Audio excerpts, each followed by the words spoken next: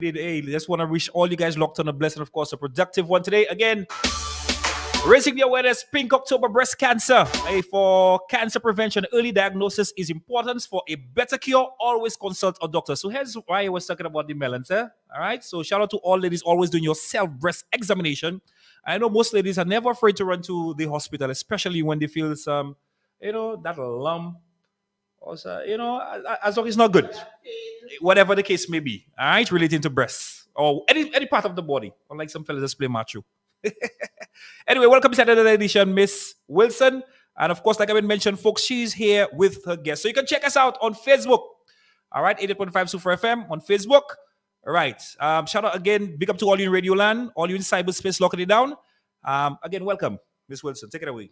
Okay, morning all our listeners. It's a beautiful day.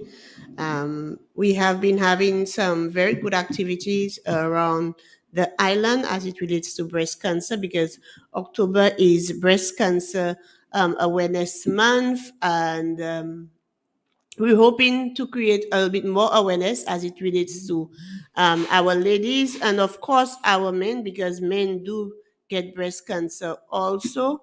So we want to ensure that persons utilize our services at our wellness centers and to get guidance from our nurses and our doctors on island.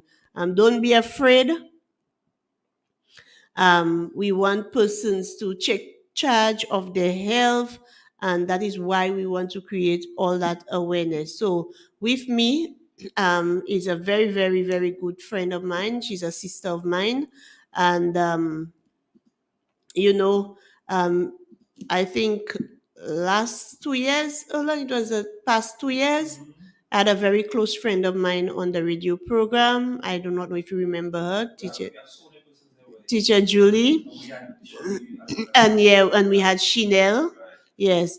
And we're bringing the message out. We're providing you with that information about breast cancer, as well as persons who have been diagnosed, as well as our survivors. So this can give you a little bit of courage. This can push you forward in going out there, getting the different tests done, and doing your self-breast examination, like Erlan said.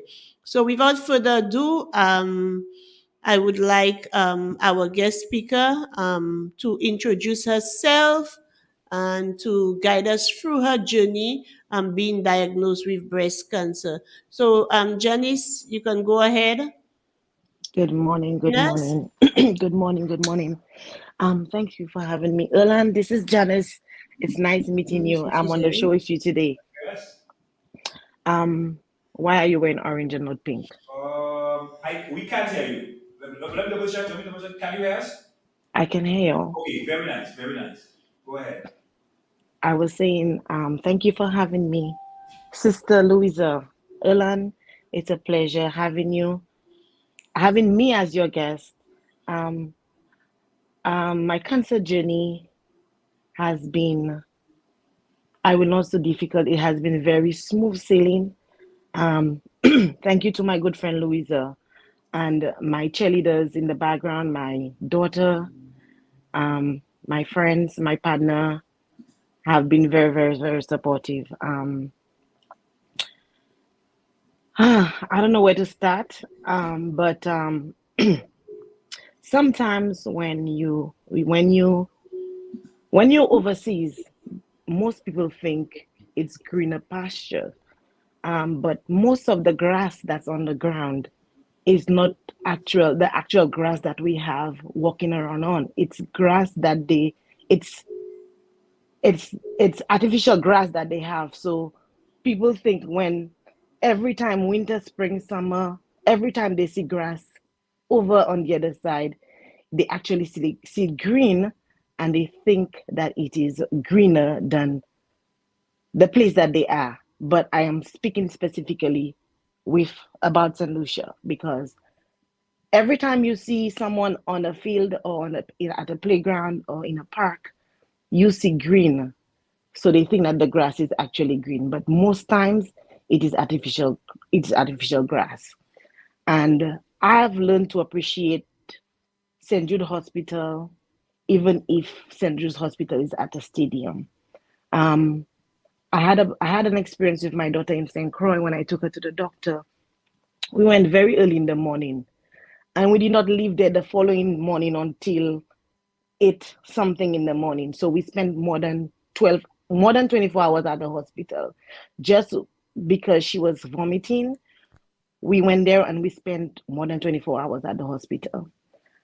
I Most times when I visit the hospital in America, I do not go during the day. I either go late in the night or early in the morning because I do not want to spend so much time waiting to see a doctor. Shift and shift changes and you don't see a doctor. However, with my cancer journey, um, I normally do a pap smear every year. I met this gynecologist at a certain hospital and she gave me a pap smear and she said it would last for 3 years.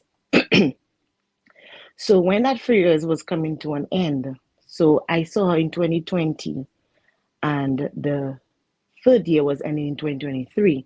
So I would have needed an appointment in 2023 to see another gynecologist in order to do a pap smear. But it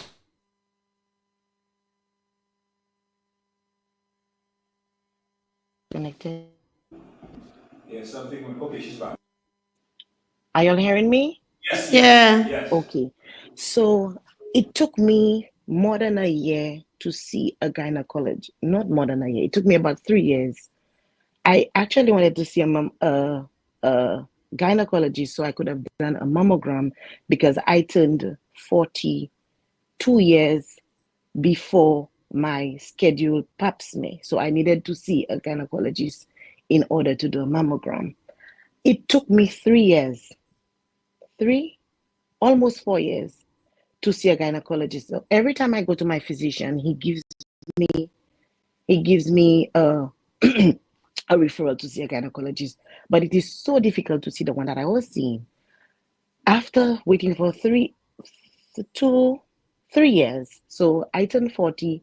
I'm presently 42. So I was looking for a gynecologist 2 years before I turned 40, and my mammogram was ending 2023. So it's 3 years I was seeking a gynecologist.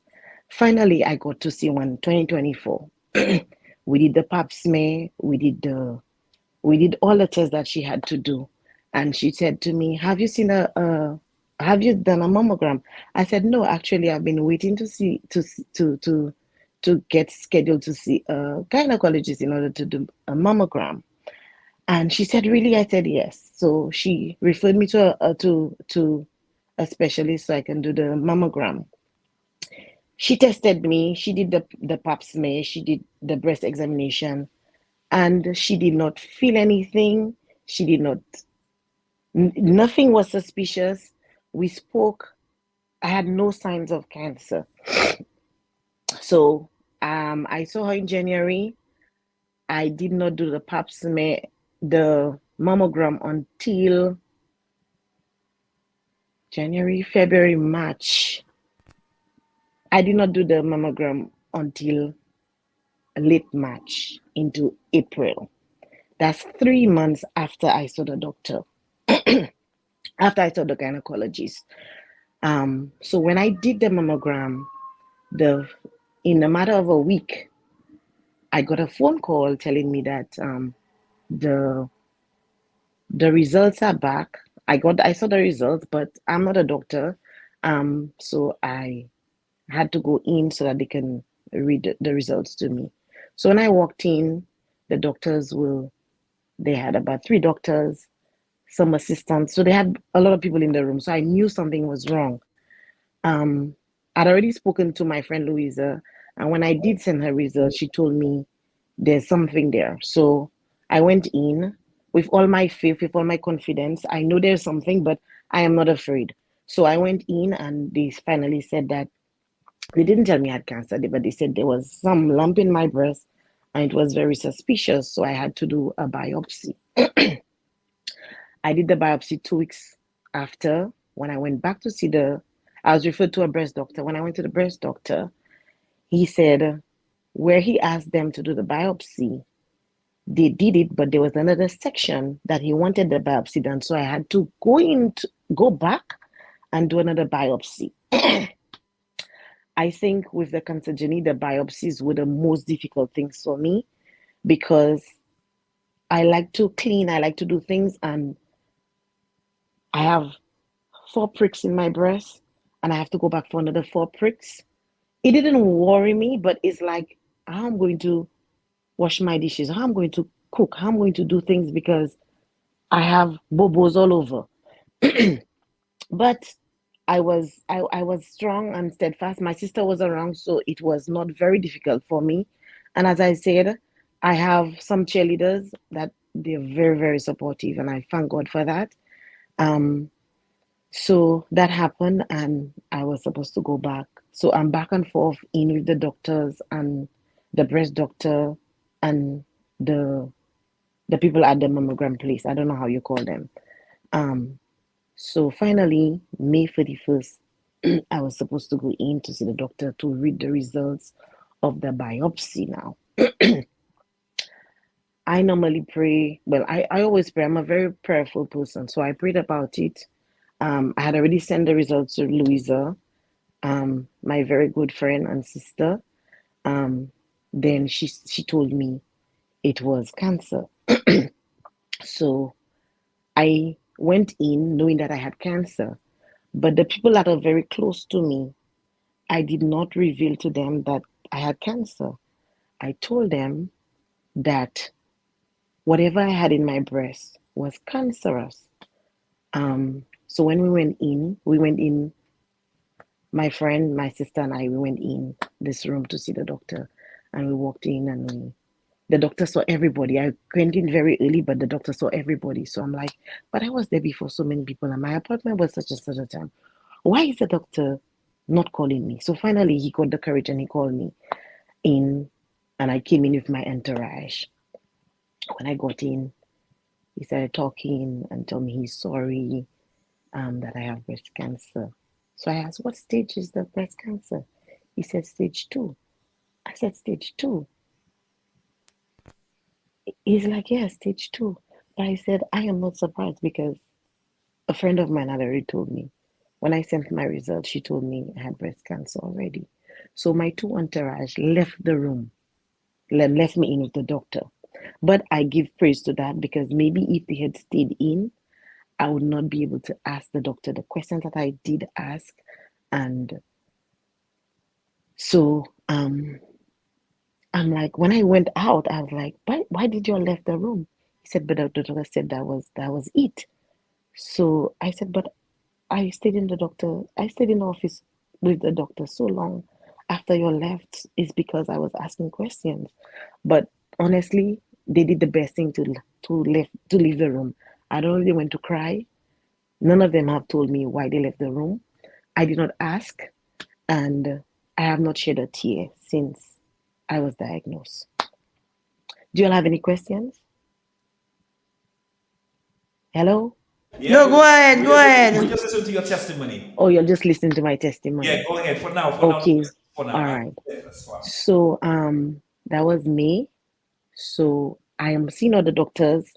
I had to do some other tests to check whether I had cancer in my head, in my toes, in my anywhere else in my body. So they did all the tests. I did all the everything. So everything came out perfect. That the only section that is cancer is the left breast and a lymph node that I have. So from there they did a genetic test that came out negative, that it is not in my bloodstream or in my family stream. So which was good again. And if there's one thing that I'm thankful for, I'm thankful to God that it is me and not anybody else that I know or anybody else that I don't know. I would prefer it to be me. I prefer me having breast cancer than any of my friends or my relatives because with me having the breast cancer, my sister was around at the time. she was not taking it well.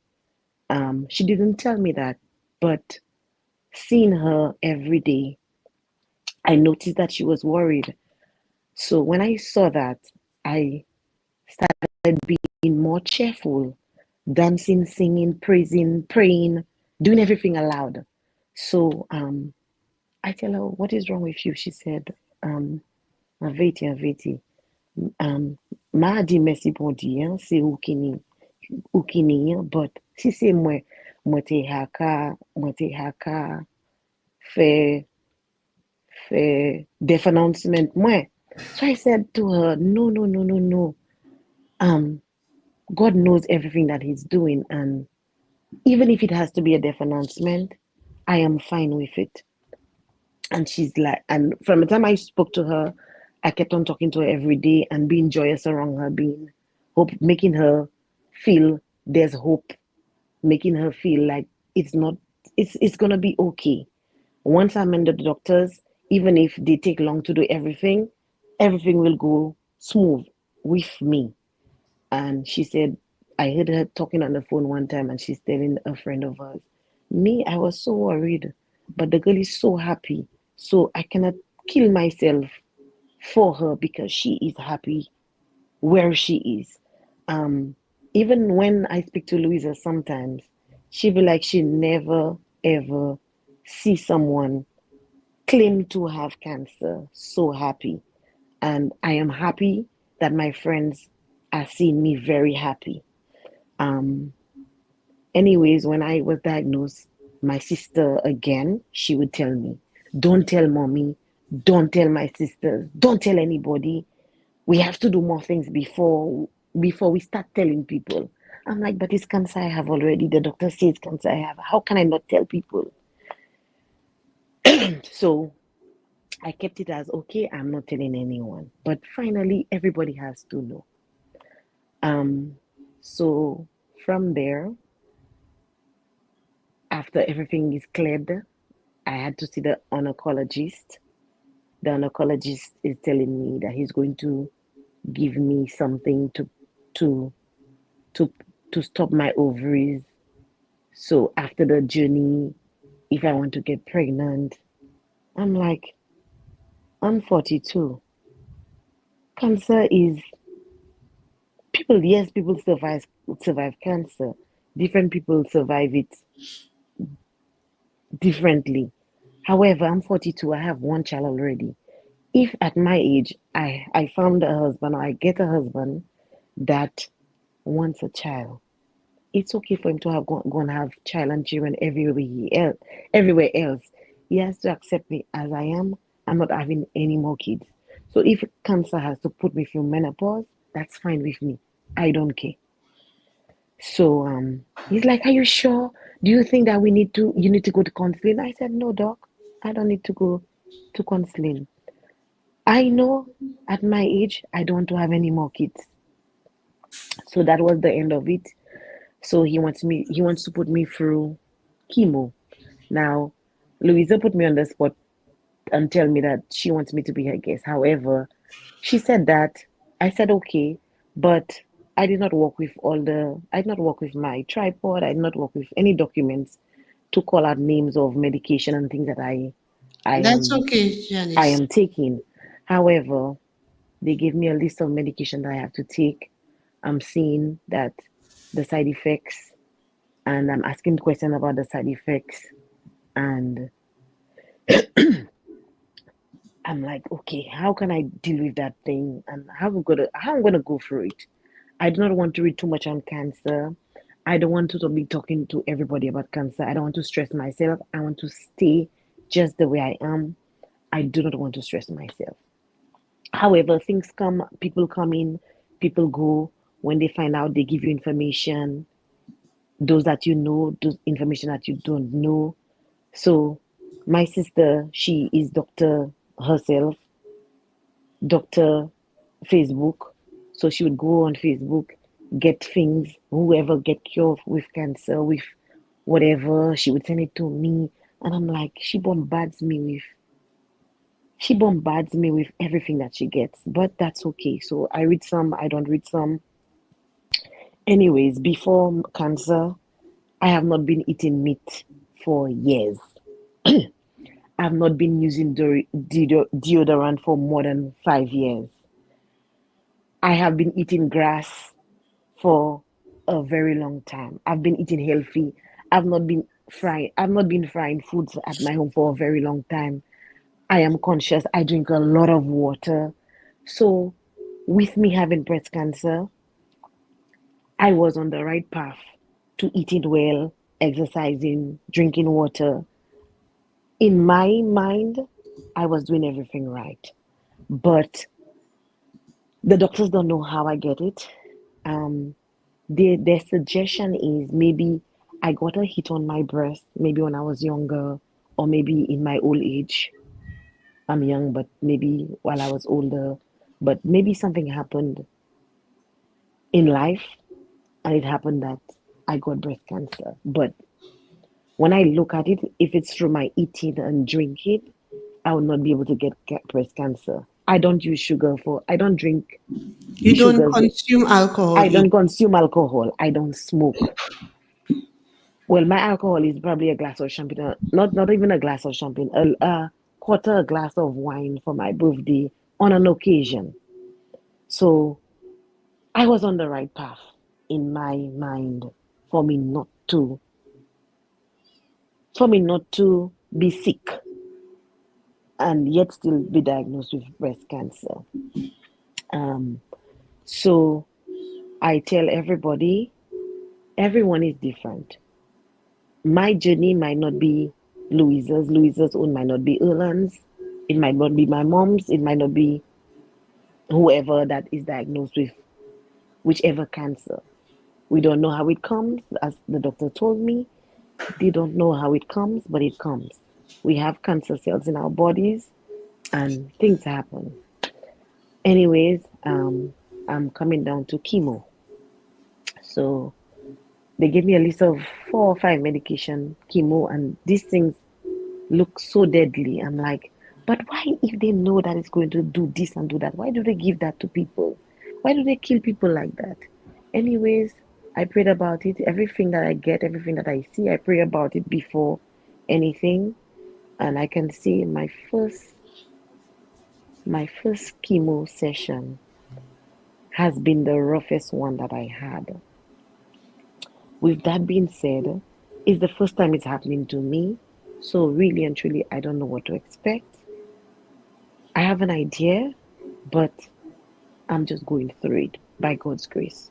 So I went through it and it was hell. It was a roller coaster. But I did not let it take the better part of me. So when I did get my first session, my sister was still around. So I was very demanding. I want this. She'd go and do it for me. I was like, oh, I want coconut water. She'd get coconut water for me. And then I say, oh, I cannot drink that. I want water instead. She'd give me water. I cannot drink the water. So anything that I put in my mouth, it was very difficult to digest it. And I feel if I went to the bathroom to pee, I felt like I was peeing the medication. I went to do a bowel movement, I felt like I was pooing the medication. So in truth and in fact, I did not want to consume things because my mouth, I don't know what was in my mouth. I could have tasted the medication in my mouth. So no matter what I do, I want to eat because I'm a foodie. I love food. So I want to eat, but I cannot eat because the taste of the medication is my whole being.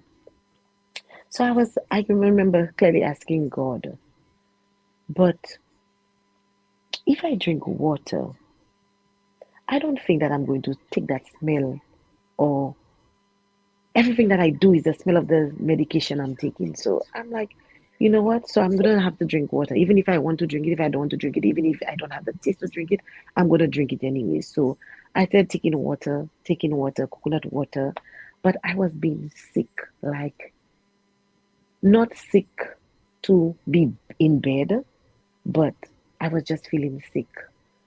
So it's a process. How I'm gonna eat. So I love my grass, and the doctor said, you're on the right path of eating your vegetables and whatever. So I'm continuing to eat my vegetables.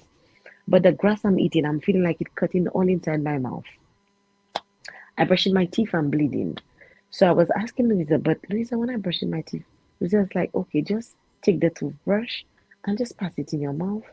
And even the brushing of the teeth was uncomfortable. So everything I did in my first session was very uncomfortable. But it was a new thing, so I just had to get adjusted. I did not get admitted, but I had to go to the hospital because I normally have frequent bowel movement with chemo, before chemo. Without chemo, I had frequent bowel movement. So with chemo, I had extra bowel movement. So I thought it was very abnormal. I was bleeding, not knowing that I developed hemorrhoids, which is also piles. I developed piles. But I went to the doctor. That day was the night of the shutdown with all the computers shutting down. But I did not know that everything shut down because I was at the hospital at the time, and where I was had no, the service was very, very poor. But I was noticing things, and I'm like, this man, there was a doctor when they put me in the emergency room, his computer, he never did anything on his computer for hours. So I was like, what was going on? So I've been calling nurses and telling nurses, you know what? I want to go. I want to go. I normally have frequent bowel movement, but it's just that I'm seeing the blood in the stool. So I'm a cancer patient. I just don't want to be home and that the ambulance come and pick me up instead of me coming here. So I just want to know what's going on. So the nurse tell me, go and trouble the doctor. So I went and troubled the doctor. So the doctor came to see me. I said, he told me about gown. I said, I don't need a gown. I have a dress. Just examine me. He said, pull a kitten. I said, you don't have to pull a kitten. I'll just move my panty and we do what we have to do and I go home. Before he left the room, I said, Doc, do not leave me here because if you leave me here, I'm going to leave the place. He said, no, you cannot leave without me sending you home. So I went back out. The assistant me continue to trouble him. So I went and troubled him until he gave me a paper that he wrote because the computers were not working. So I could have gone home. So that night I went to the hospital about 10 o'clock and did not leave there until about 3, 4 o'clock in the morning. So with the cancer, you have to be resting a lot. And I am always active. I'm always doing something. But I find myself resting a little more. So I do a lot of resting and I try to drink a lot of water. So long story short, my second session was not as hard as my first one. However, instead of the frequent bowel movement, I started vomiting. I said vomiting is not a good thing. What am I going to do to stop the vomiting? So in my mind, it happened 2 days in a row, and in my mind, it's not going to happen 3 days. I don't want it to happen 3 days, and I'm asking God, what should I do? And a little voice or a small voice, or I don't know if it's me that telling myself, you just have to take your time and eat your food. Eat whatever. Just eat. Make sure you bring that food down. Make sure you take the water. Make sure you bring the water down. So I started eating. Give it to me dry, I'm eating it. Give me leaves. Just give me the leaves. I'm going to eat it. Give me some coconut water. I'm just going to drink it. But every time I open my eyes, I want something to eat. I want something to drink because I do not want to vomit. I don't want to be going to the toilet so often. So I'm doing it. I'm doing it. So I'm trying my best. I'm fighting. I'm doing it. Before I go to my second session, let me do so then my hair started shredding. So every day I just passed my hand in the hair and the hair just coming out. So I told my daughter we had to go to a wedding. So I told her after the wedding, you know what? We're gonna just cut my hair. So the weekend of the wedding, the Friday, I said, Jenny, I really have to cut my hair. My hair is falling. She said, no, mommy, we do it Monday. After the wedding, we decided we do it on Monday. But the hair is falling so bad. I cannot touch the scalp. I cannot touch the head. It's very painful. I cannot do it. The hair just coming out. I couldn't wait for the Monday. get the haircut. So we sat there, and my daughter and my sister was there. So we just cut off the hair and shave it off. So now I'm bald. I I lost all the hairs except I didn't lose my eyelashes. My vaginal pubic hairs, I don't know if I lose it or not because I did a bikini wax just before the wedding. So I removed all the hair by myself and it has never grown back. Um, so the hairs on my head actually growing back. So, but I shave it every weekend. I see a little hair coming out on the eyebrows now. I still have the lashes. I don't think I ever had on the armpits hair, so that I don't miss it. I never had it. So I don't shave anymore. And my second session now, um, I I embrace it a little more, eat a little more, drink a little more. With my food, with my food session, I everything is right. I drink my water. I do everything. I have not vomited. I have lost over the July, August, September, October. For the 3 months, I've lost 13 pounds. I'm seeing myself getting back fat. Um, I'm supposed to be on my sixth cycle, but I'm only going to have my fourth one because every 3 months you have to check. You have to go back and do a physical and check whether everything is okay. I did that last week, so everything is okay. So tomorrow I'm going in for my fourth cycle. Um, I think it will be a smooth sailing. I pray to God already, and I ask Him. I tell Him what I want already, and I know God is going to give me what I ask Him for. So for now, this is my cancer journey. I embrace it. I am not going to say it's the best thing to embrace, but um, I'm already going through it. So the most I can do is embrace it, continue to love myself. I find myself buying pink things. I find myself wearing pink more. That was not a color I liked.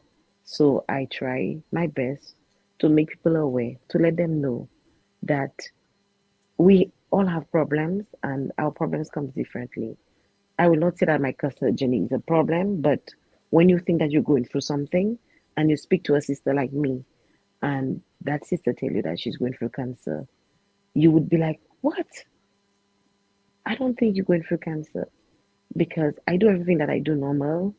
Um, I've gotten a little darker too. Um, my my nails have gotten a little dark. Other than that, I feel good and I thank God every step of the way, every milestone that I go through with that cancer.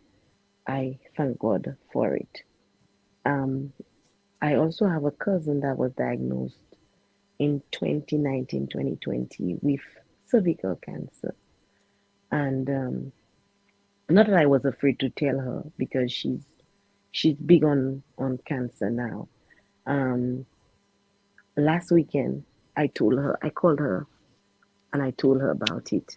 She calls me, normally she calls me Shinya Popot, but when I told her and I spoke to her, she's like, she just don't understand. How was Shinya Popot like Janice has not cried and she's so positive, like she already survived the cancer and she's still going through chemo. But I'm a fighter out there and I'm asking everyone who who's aware, take precaution. Um, I will not tell you go and be your doctor because everybody can be a doctor with the internet nowadays. Um, Frequent doctor checks is important. Mine, I will not say it's too late, but then they could have gotten it earlier had I have a doctor's appointment. I'm not blaming anyone. I'm not even blaming I cannot blame myself because I've been trying to see a doctor and I did not see a doctor. So when you see or you think that somebody is overseas, especially in the States, England, or Canada, this is the most three popular places that St. Lucians migrate to or people go to. Um, when people think or see it's greener on the other side, it's not necessarily greener. We have to We have to praise our nurses and doctors in St. Lucia more than we lambast them. And when I hear somebody dies with cancer from the Caribbean in America, because that's where I am, I say, but if that person was in St. Lucia, they would have said, if that person was in America or they had sent them to Martinique or they were in Martinique, they would have survived. But people die everywhere. It is not different from St. Lucia or America. And I believe that the nurses in St. Lucia and the doctors in St. Lucia care more about the patients than the ones overseas. I'm just letting the audience know that right now that sometimes we do not praise our doctors and nurses enough. The things that our nurses and doctors do for us in St. Lucia, it doesn't happen overseas. They would send you to, they would be there as your doctor, but they're not the ones touching you. But in St. Lucia, the doctors and the nurses are one-on-one with you. You don't get that overseas. So we have to give thumbs up and praise our doctors, our, how you call them? Louisa, help me. Sees the Our health. CHAs. Yes, we have to praise them a little more. So this is my cancer journey. Any questions? So, Janice, I let me just say thank you so very much for coming on the program. I know it's last minute, and I mean, coming on the program and telling us about your journey. Sometimes it's not an easy thing. Hearing you speak about it, and you know, me being there with you from the inception. I'm wondering whether I was the weaker one and you were the stronger one. And sometimes, like you said, you feel each other's pain. Yeah. Your friend, your family members, you feel their pain when they tell you that when they're diagnosed. And I remember the first time when I woke up and I saw your message and I read it. I can tell you it was not easy for me. It was not a easy thing. Like, I started crying. I say, oh my God, how can that happen? And, I'm saying, I mean, as a young woman, how can that possibly happen? And then as time goes by, like you said, I realized that, with everything else, there was that strength, that inner strength that you possess, that maybe we did not see it in you, but Yes. as time goes by, it is clear that sometimes you have that inner strength. You, being the one that is diagnosed, have that inner strength that our family members, like, and us friends, don't have. And that is one of the things you know I am realizing. I realize about you in speaking to you every day, or almost every day. um Yeah. and I'm so happy that you came on board to speak about it, because our young people sometimes they tend to be negligent when it comes to the simple things, like you said, about our doctors and our nurses here. You just to just come out, and Mm-hmm. because our services are so readily available. Yep. Mm-hmm. Yes, so readily available, and our nurses try to accommodate. And if you're not happy with one service, one place, one wellness center, you can always go to So another. another one. and Yes. and everything is easy access compared Mm-hmm. to overseas. But a lot of people say, oh, if you're overseas, things would have been Mm-hmm. different. But the Mm-hmm. dynamics overseas, like you said, sometimes it's so much more difficult than here in St. Lucia. And I'm so glad you said it. Um, to Oh, tell the you other the thing, truth, the other um, thing, I I went to a funeral service of a young lady from Soufriere, actually. Um, it was my cousin's friend, and I said I'm gonna accompany him. And when I got there, I thought I was going to, I thought I was going to cry, and I saw people around me crying. Yes, I shed tears because my cousin, he had a meltdown. I saw him cry like a baby, and I said, you know what? I have to give him the strength because I thought when I went there, I was the one I was going to cry and he was going to want to be strong for me. But when I saw him broke down, I said, no, I cannot break down. I can feel the tears coming down my cheeks, but I thought I gave myself the behind my head, I have to be strong for this boy, knowing that he lost his friend. Even if I'm a fighter right now, I have to be strong for him. Not only being strong for him, I'm being strong for both of us, knowing that maybe he might have to break down for me one day. So I have to stay strong for him at the time. You That's went to it. that funeral. Yes. Um, and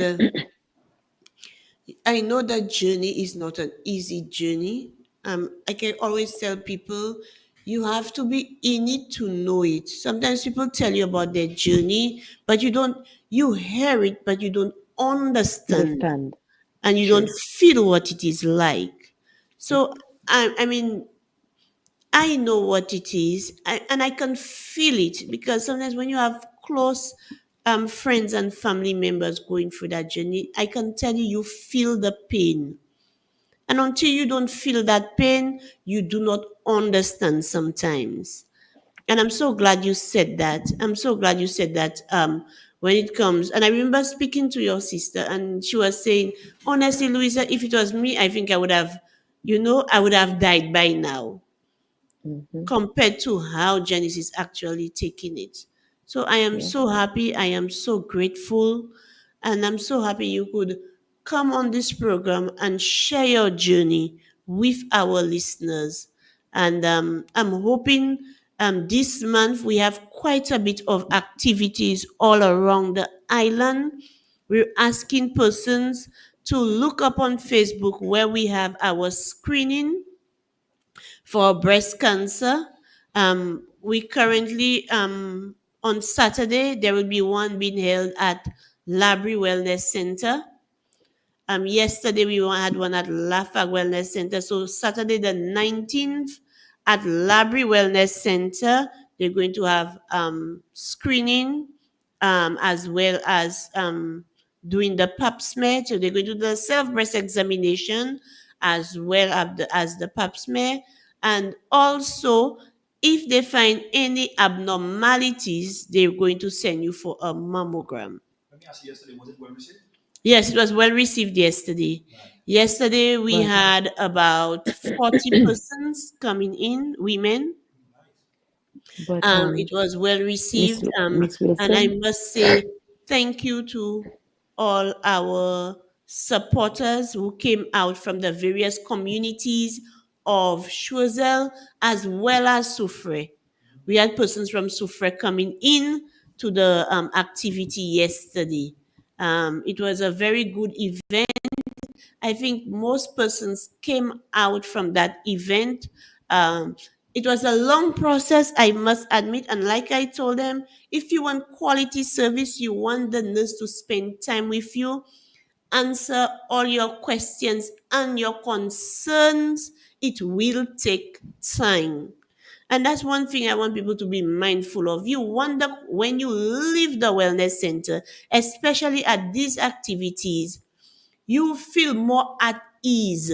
You have a sense of direction based on your concern.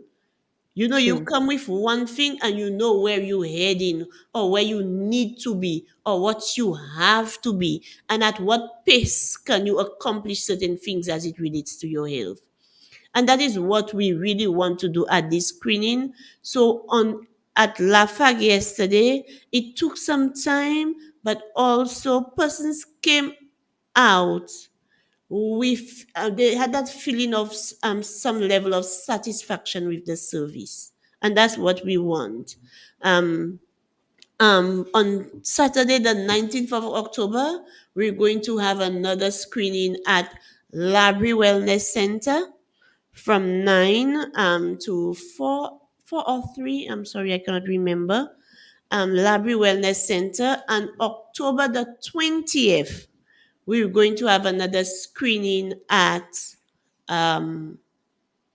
Delse Wellness Center, but it's at the new location. And the new location is, I think, oh boy, I forget the gentleman's name.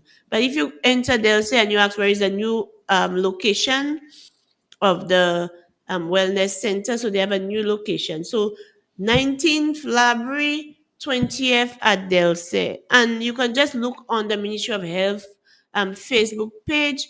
You'll see a number of wellness centers island-wide will be having these activities throughout the month. And you can always come in on days where they have clinics and speak to the nurse, and they can also perform the self-breast examination for you as well as the pap smear. Nice. All right, so we have 4 minutes after 11, folks. We're inside the month of October. Again, just join us as we embrace the CS theme. No one should face breast cancer alone. All right. No So let's one. work together in promoting advocacy, awareness, and behavior change, communication to increase the uptake of breast cancer screening. And always remember, early diagnosis is key. All right. Again, Breast Cancer Awareness Month for cancer prevention. Early diagnosis is important for a better cure. Always consult a doctor. And again, month of October. Of course, we remember those who fought and won, those who are still fighting, those who fought till the end, and those who are yet to fight. So, having said that, I'd also like to thank Janice for being on our program. Um, You can have me again I next cannot week. say enough thank you for being on our program, and also your employer for allowing you to be on the program whilst at work. Again, thank you so very much, and please pass on that thank you to them for us. Um, um, what can I say? I am Thank you for we're having always me. there to support, and we will continue providing that level of support no matter what. And I do hope that the journey continues to be one that you can, one, it might not always be smooth sailing, but one you can deal with the challenges as time goes by. I know it's not an easy journey, but like you said, you have always been a praying individual, and a lot of persons have been in your prayers. And I think you're one of the very lucky persons to have quite a bit of support. And Thank God. for that, I am really, really grateful for all the level of support that you get throughout your journey. All right. Thank you so very much, Janice, and do Thank you have for a having wonderful me. day, Ciao. and, and do take care. Bye bye. Thank you for Bye having bye. me. Of course, folks, that right there was Casualty 911. So till next week, Monday goes willing, take good care of yourself and others. We're out.